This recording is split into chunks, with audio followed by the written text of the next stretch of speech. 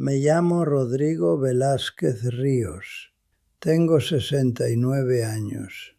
Construí un imperio de bienes raíces que generaba $200 millones al año. 200 millones al año. Grupo Velázquez. Eso era yo. 3 plazas comerciales en su apogeo. 12 torres residenciales de lujo. Proyectos en Monterrey, Guadalajara, Querétaro. Pero Monterrey era mío.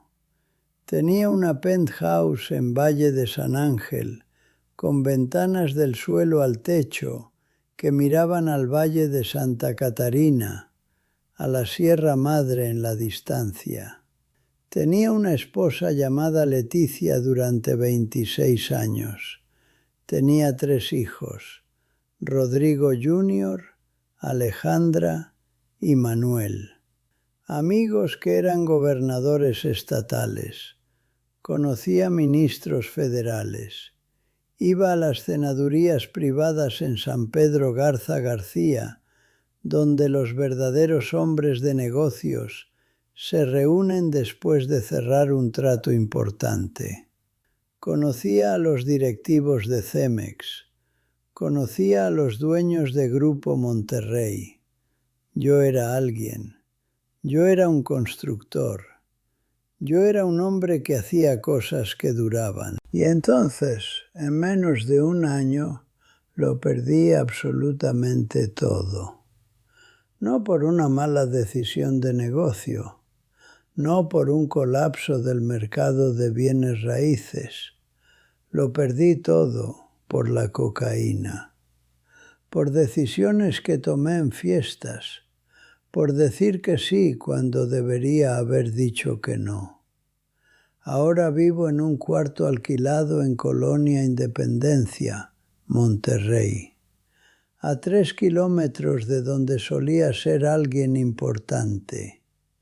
En Monterrey, 3 kilómetros es la diferencia entre ser un rey y ser nadie.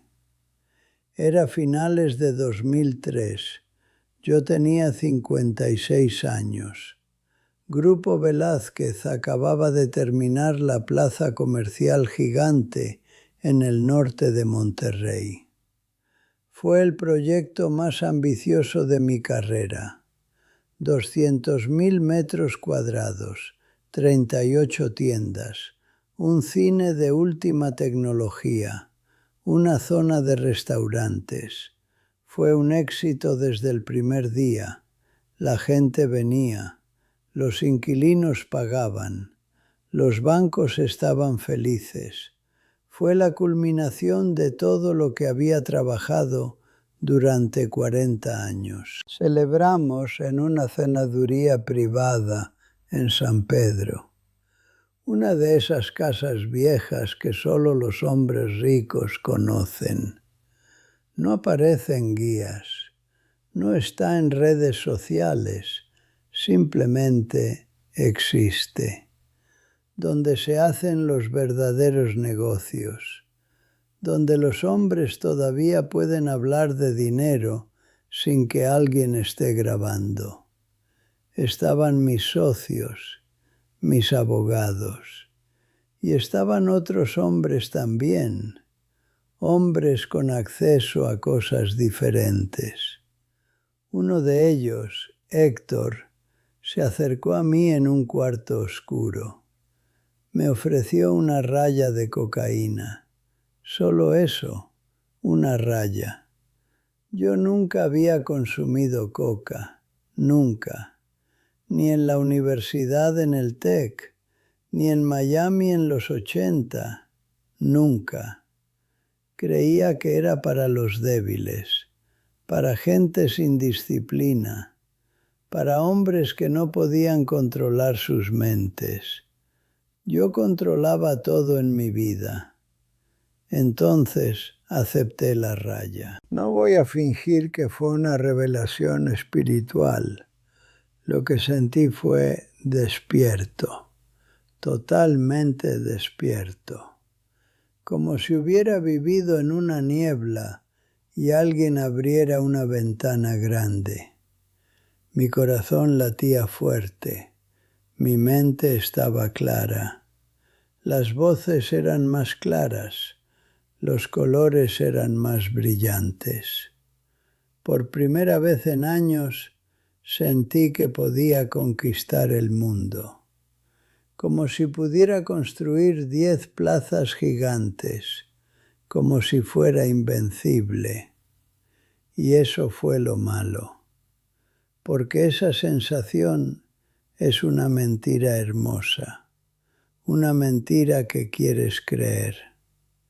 Pasaron 3 meses antes de usar de nuevo. Pensé que lo había tenido suficiente. Pensé que era cosa de una sola noche. Luego, en febrero de 2004, una fiesta en San Pedro. Celebración de cierre de un proyecto de condominio. Héctor estaba ahí, con su sonrisa, con su oferta. Dije que sí sin pensarlo. En marzo volvió a pasar. En abril. Pronto las fiestas no eran sobre los negocios, eran sobre estar con Héctor. Eran sobre acceder a lo que Héctor tenía. Lo irónico es que los negocios seguían bien, seguían creciendo. Yo seguía siendo productivo en la superficie. Construía un condominio en Barrio Antiguo. Negociaba un centro comercial en Guadalajara. Estaba en las juntas con los bancos. Estaba en el norte. Rodrigo Velázquez Ríos, constructor de éxito, hombre de visión, desarrollador del futuro. Todo lo que leía era verdad. Simplemente no era la verdad completa. La verdad completa era que consumía cocaína 3 noches a la semana. En junio de 2004 probé el crack. El crack es diferente de la coca. Es más rápido, es más intenso, es más violento. Es una droga que te dice una cosa y te hace creer que es verdad. Con coca tienes 30 minutos. Con crack tienes 5 minutos de cielo y luego necesitas más. Luego necesitas mucho más. Pasé de ser un hombre que asistía a fiestas y consumía coca a estar despierto 36 horas porque no podía parar de fumar crack. Mi esposa Leticia notó primero. Ella siempre fue inteligente. Notó que perdía peso. Notó que estaba despierto toda la noche. Notó que dormía en la oficina. Notó que desaparecía horas. Me preguntó directamente si consumía drogas. Yo mentí.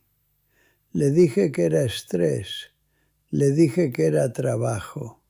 Pero ella sabía. Mi hijo mayor, Rodrigo Jr., estaba en la universidad en el TEC. Un día me pidió que habláramos. Preguntó directamente si usaba drogas. Dijo que había visto hombres así. Y yo mentí. Simplemente se fue. Mi hija Alejandra tenía 19 años. Cuando volví en vacaciones y me veía, simplemente lloraba. No decía nada, simplemente lloraba. Me rompía el corazón porque sabía exactamente por qué estaba llorando. Pero los negocios seguían.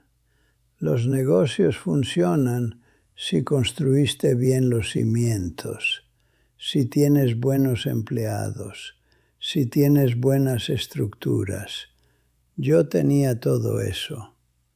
A finales de 2004 consumía crack todos los días. Todos los días. Llegaba a la oficina con ojos rojos. La gente no preguntaba porque mi nombre estaba en la puerta, porque era el dueño. Tomaba decisiones que no habría tomado. Compraba terrenos sin sentido. Hacía ofertas demasiado altas. En enero de 2005, Leticia pidió que dejara Monterrey, que fuera a rehabilitación, que aceptara que tenía un problema, y me negué. En febrero, ella se fue. Se llevó a Manuel. Rodrigo Jr. se negó a irse, pero Alejandra simplemente dejó de hablar conmigo. Dejó de devolverme llamadas. Ahora me quedaba sin dinero, completamente. Los gastos de cocaína eran enormes. Una raya podía costar 1,000, 2,000 pesos. Y yo necesitaba múltiples rayas al día. El crack era diferente, era más caro, era más adictivo, era más urgente. Ramón, un distribuidor de drogas, comenzó a sugerir que podía ayudarme. Podía obtenerme lo que necesitaba, pero a cambio podía usar mis conexiones.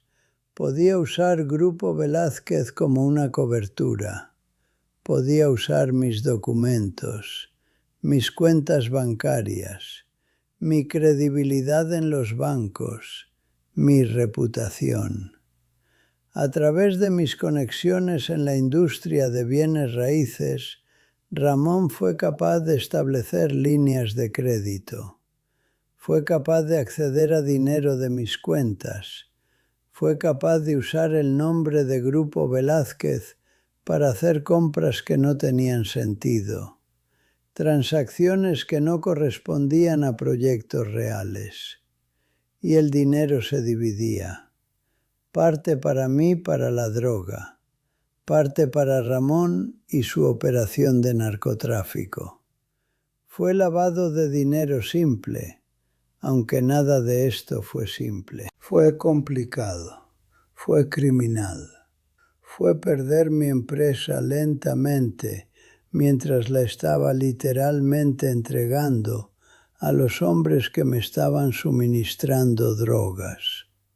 Rodrigo Jr. notó primero en noviembre de 2005. Vino a mi oficina en la Torre Velázquez. Fue una confrontación difícil.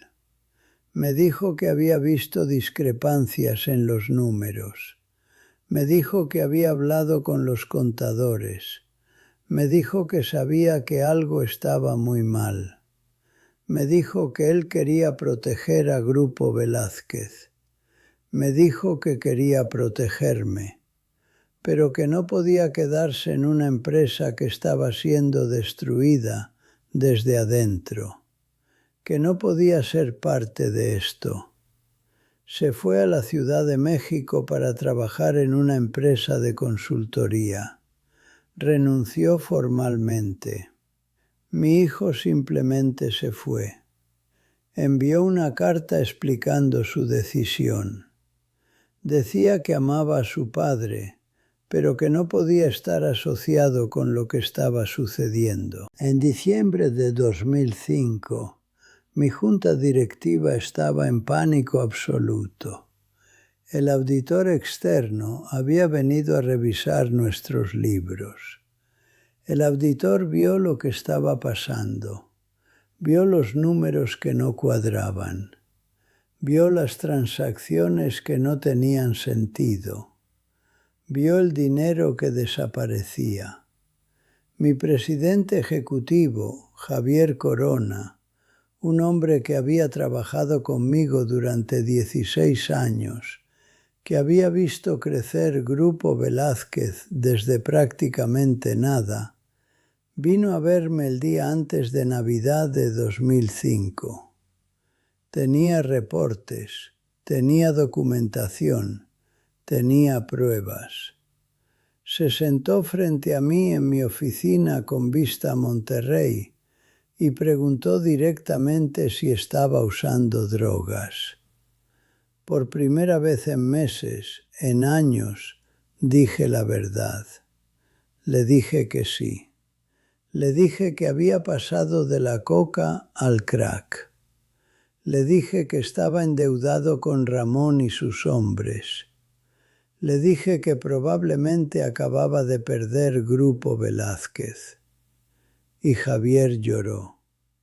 Lloró enfrente de mí, porque Grupo Velázquez había sido su vida también. Él había trabajado conmigo durante 16 años. Había visto todo lo que construimos juntos y en 2 años yo lo había destruido completamente. La junta directiva se reunió en enero de 2006 para tomar una decisión. Me dieron 2 opciones claramente definidas. Primera opción: renunciaría inmediatamente de Grupo Velázquez. Dirían a los inversionistas y a la prensa que era por razones de salud. Sería discreto, sería civilizado. No habría investigación criminal, no habría escándalo público. Sería limpio.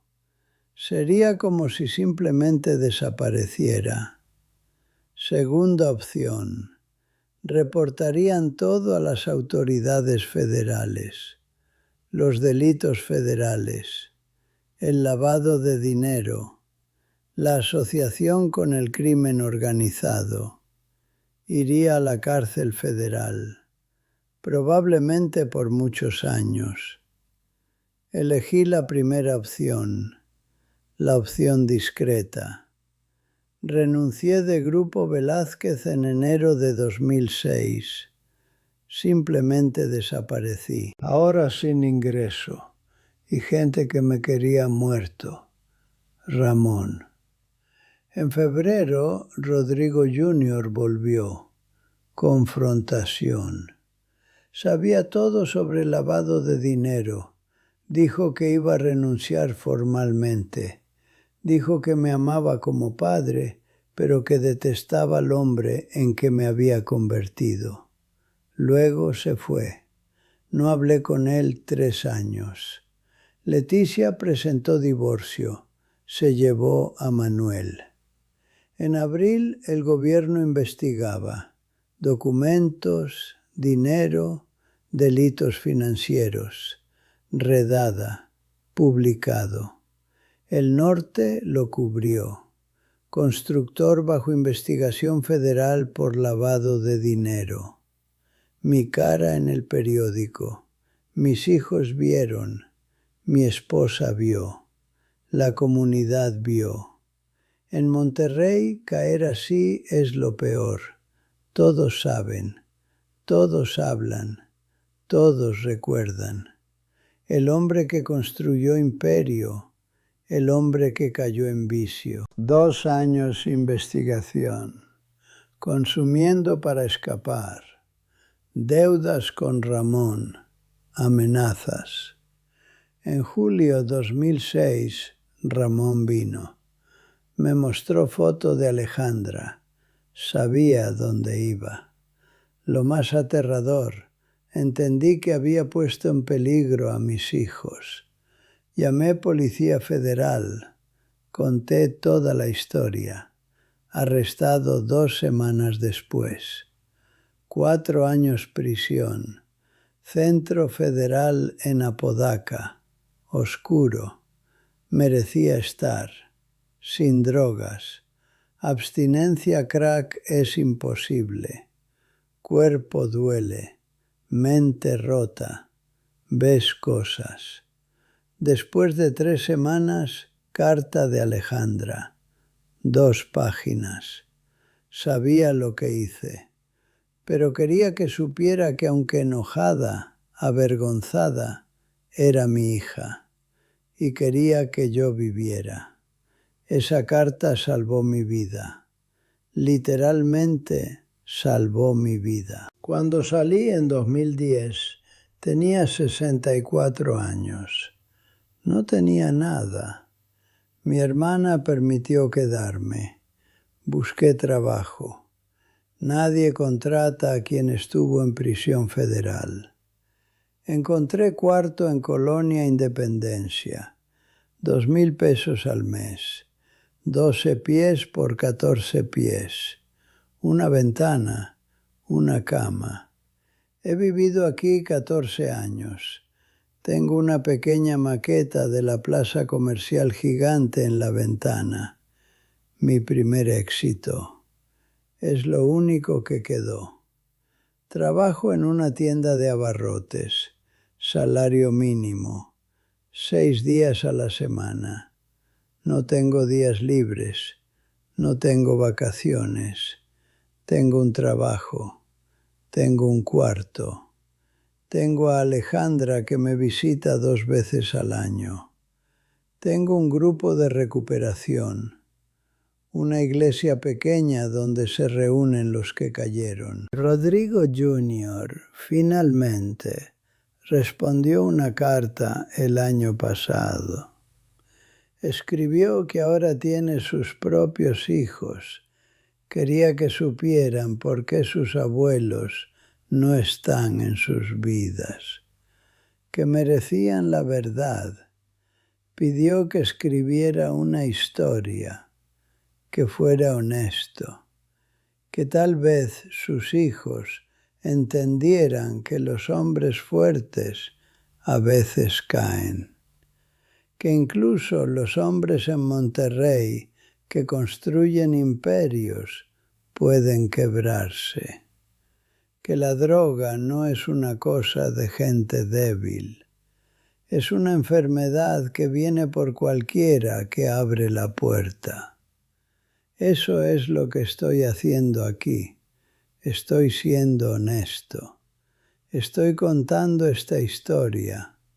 Estoy diciendo que en 2003 yo era un hombre exitoso, que en 2004 abrí una puerta, que en 2005 estaba cayendo, que en 2006 había caído completamente y que pasé 14 años en un cuarto pequeño tratando de entender por qué sucedió todo esto.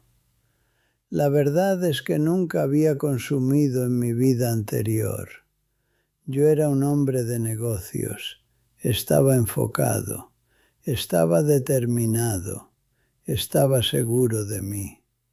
Yo era alguien que importaba. Entonces alguien me ofreció una raya de cocaína y dije que sí. Un pequeño sí. Un sí que parecía insignificante.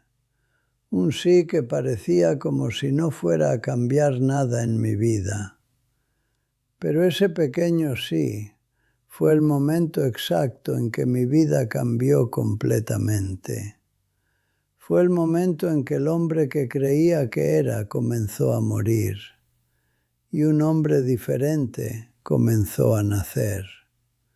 Un hombre que consumía drogas, un hombre que pasaría la mayoría de su vida persiguiendo la siguiente sensación, un hombre que perdería todo lo que amaba. Si estás viendo esto y alguien te ofrece algo, cualquier cosa que te cambie la forma en que te sientes, no lo hagas. No abras esa puerta, porque una vez que está abierta, es muy difícil cerrarla. He pasado 14 años tratando de cerrarla. 14 años. Y la puerta nunca cierra completamente. Todavía puedo ver a través de ella. Todavía puedo sentir lo que hay al otro lado. Todavía me despierto algunos días y quiero pasar a través de ella. Pero tengo una pequeña maqueta de plástico en mi ventana que me recuerda que alguien en algún lugar todavía cree en mí. Alguien todavía cree que merezco vivir. Y así que vivo. Para Alejandra, para Rodrigo Jr., para mis nietos que tal vez algún día entenderán, y tal vez, si soy afortunado, pueda terminar esta historia de una manera diferente que como comenzó. No como un hombre que cayó, sino como un hombre que aprendió, que sobrevivió, que sigue tratando.